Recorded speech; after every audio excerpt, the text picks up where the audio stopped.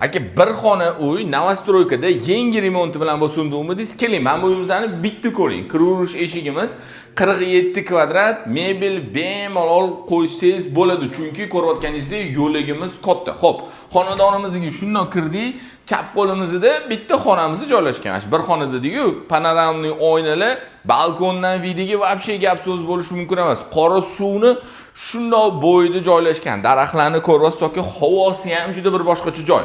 Yo'ligimizning ro'parasida bu yerda bizning sanuzyulimiz o'zini dushovayasi bilan joylashgan va bu yon tarafda bo'lsa bizning oshxona qismimiz. Mebellar qo'yilgan, bemalol ovqat tayyorlab turib, mana shu joyda ovqatlanib o'tirsa bo'ladigan sharoitlari bor.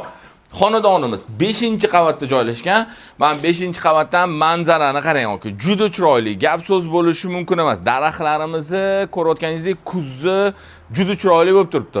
Va suvni bo'yida bo'lganiga havosi ham boshqacha. Joylashgan joyini bitta tushuntirib o'taman. TTZ bozori shunday yonida joylashgan, mana shu Novostroykamiz. Aka dvorlari ham keng ekan, mashinaga parkovkalar qilib qo'yilgan, ikki yoq taraflama kirish, детская площадкalarimizgacha qilingan. 47 kvadrat. Yangi remontdan o'sha quruvchi topshirgandan keyin hech kim yashamagan. Narxiga keladigan bo'lsak, $59.900.